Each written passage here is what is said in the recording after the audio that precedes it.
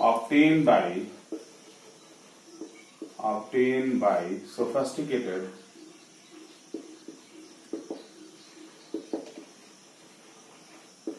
technique. It fails to account for the finer details. Doublet obtained by sophisticated technique.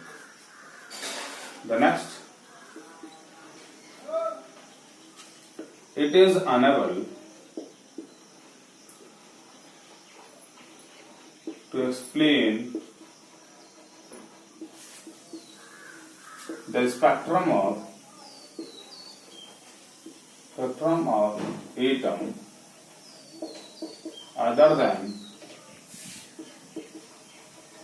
other than hydrogen atom.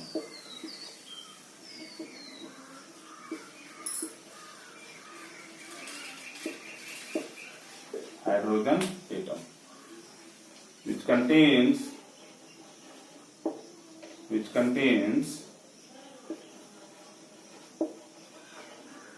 more than one electron.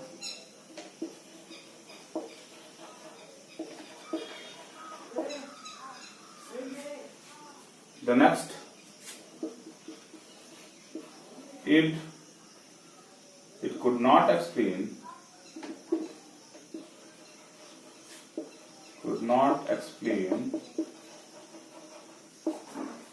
the stability of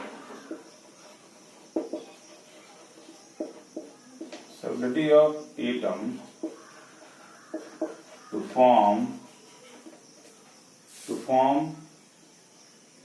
chemical bonds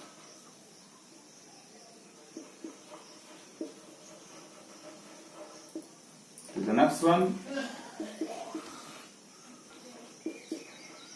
It would not explain the splitting of lines in presence of magnetic field.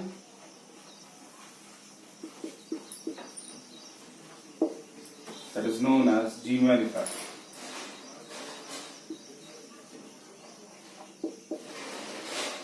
And in electrical field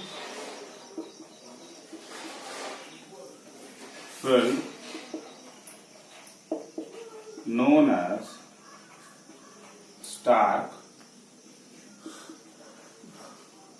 effect.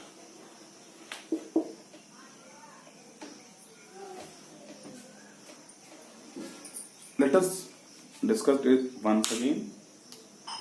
हम जानते हैं कि जो Bohr's atomic model है वो Rutherford atomic model को improve करके बनाया गया है और इम्प्रूवमेंट ये है बोर्स एटॉमिक मॉडल में कि बोर्स ने ये कहा कि अगर इलेक्ट्रॉन जो है वो न्यूक्लियस के चारों तरफ रिवॉल्व भी करेगा तो वो फिक्स ऑर्बिट में रिवॉल्व करेगा जिसको स्टेशनरी स्टेट उन्होंने कहा और रिवॉल्व करते वक्त वो ना एनर्जी रेडिएट नहीं करेगा, इसकी एनर्जी कांस्टेंट रहेगी।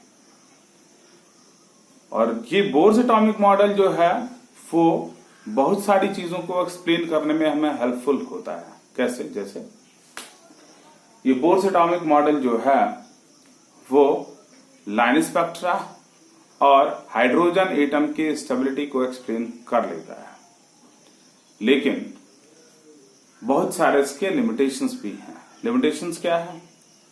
जब हम कभी भी हाइड्रोजन के स्पेक्ट्रा को सोफिस्टिकेटेड टेक्निक से देखते हैं तो पाते हैं कि कहीं कहीं लाइन की स्प्लिटिंग हो गई है, डबलेट कहते हैं, क्लोजली स्पेस्ड लाइन, लेकिन वो सोफिस्टिकेटेड टेक्निक से हम देख पाते हैं। ऐसा क्यों हुआ? उसका कोई एक्सप्लेनेशन नहीं था। दूसरा, जो लाइन स्पेक्ट्रा था बोर केवल हाइड्रोजन या हाइड्रोजन लाइक एटम जिसमें केवल एक इलेक्ट्रॉन हो उसी के स्पेक्ट्रा को ये एक्सप्लेन कर पाए, मल्टी इलेक्ट्रॉनिक स्पीसीज या एटम के स्पेक्ट्रा को ये एक्सप्लेन करने में सफल नहीं रहा। नेक्स्ट क्या है? कि ये जो बोर्स एटॉमिक मॉडल है वो ये नहीं एक्सप्लेन कर पाया कि मैग्नेटिक फील्ड के प्रेजेंस में जो लाइन की स्प्लिटिंग होती है, जिसको हम जीमेन इफेक्ट कहते हैं, उसको नहीं बता पाया। दूसरा, इलेक्ट्रिक फील्ड के प्रेजेंस में लाइन की स्प्लिटिंग को ये एक्सप्लेन नहीं कर पाया। नेक्स्ट, किस तरीके से एटम किस तरीके से स्टेबल होगा मॉलिक्यूल का फॉर्मेशन करके, इसका एक्सप्लेनेशन बोर्स एटॉमिक मॉडल में हमें नहीं मिल पाया। These are the drawbacks of Bohr's atomic model. Due to this shortcoming in Bohr's atomic model, we are in a search of new atomic model which will explain all the phenomena by very good way. That means it will explain the shortcomings in the case of Bohr's atomic model, such as Zeeman effect, Stark effect, together with the splitting of lines doublet which is observed in the spectrum. So for that, we are in a search of new atomic model, and that new atomic model is known as quantum mechanical model of atom. We'll move towards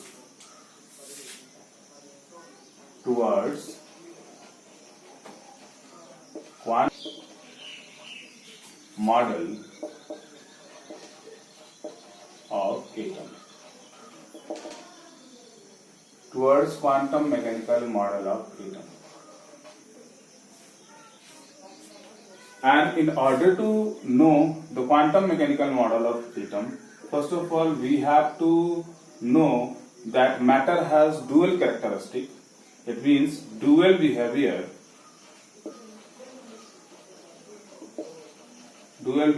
of matter and radiation. The next we have Heisenberg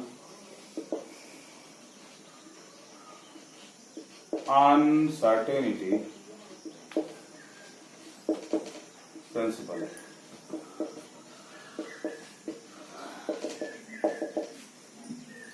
We have to discuss these two things. The first one we will discuss, that is known as dual behavior of matter and radiation. That was explained by de Broglie in 1924, that the radiation has two characteristics. It has wave as well as particle. How? Because certain phenomena such as interference, diffraction and polarization can only be evenly observed when we assume the wave nature of radiation. And the certain phenomena such as photoelectric effect, such as black body radiation, that can only be explained when we assume the particle nature of matter. De Broglie attempted to connect these two properties by using Planck's constant and gave the formula lambda equals to h upon mv. Let us discuss it. It means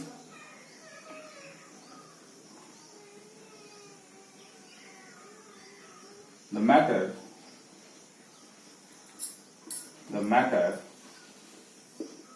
and the radiation is said to have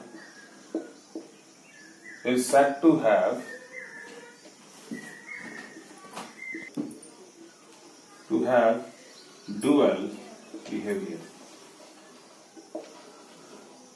that it has wave like property together with particle nature. The matter and radiation is said to have dual behavior, that it has wave like property together with particle nature. which can be explained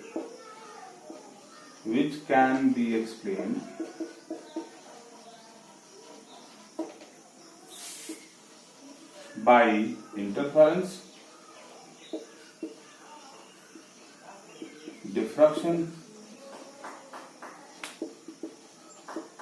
polarization, and this explains the wave nature. And photoelectric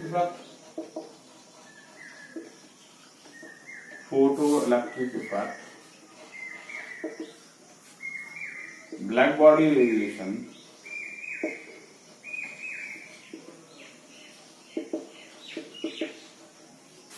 which can be explained on particle nature only.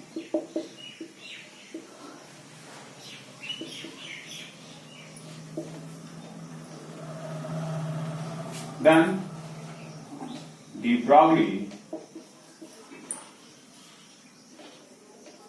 made first attempt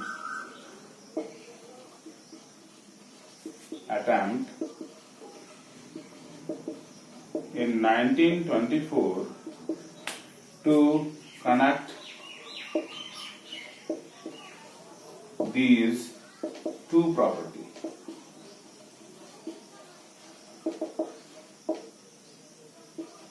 As given below.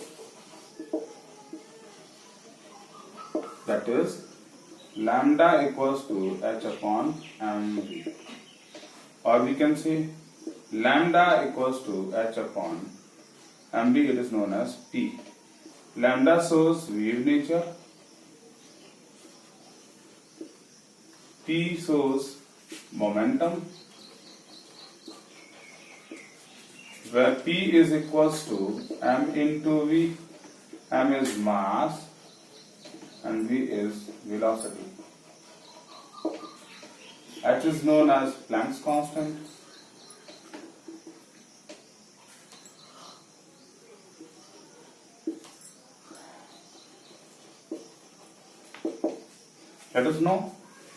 Let us have a ball whose mass is too much. We know the mass of a ball is higher, and when we throw it, then it shows particle nature. It will not going to form wave. If we throw it, then it will move like this, not like in the form of wave. It means a ball which has higher mass, a body which has a higher mass. The ordinary object which we are dealing with, it has higher mass, and therefore it has higher mass, they have higher momentum and lesser lambda. Lesser lambda represents the least wave nature. Whereas in case of microscopic particles such as electron, in case of electron, the mass is least, and when the mass is least, then the momentum is higher and the wavelength is larger. Therefore, it has more wave nature. It means microscopic particles have wave nature, whereas predominant wave nature, whereas macroscopic particle has predominate particle nature. The ordinary object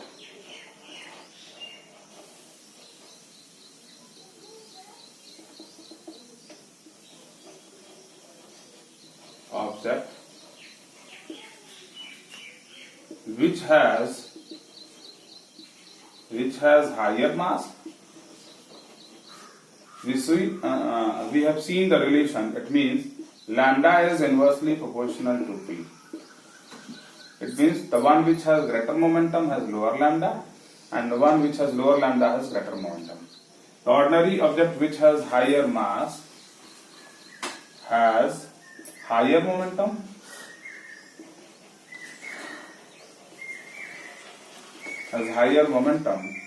and predominate particle nature.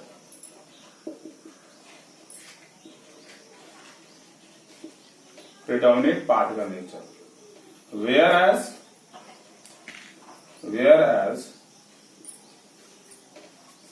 those microscopic object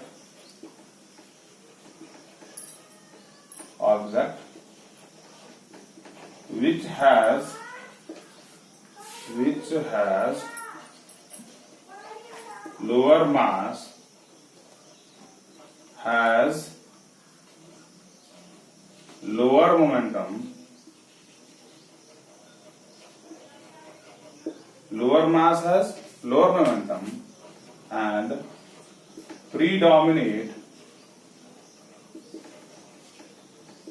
wave nature. This is all about the dual behavior of matter and radiation.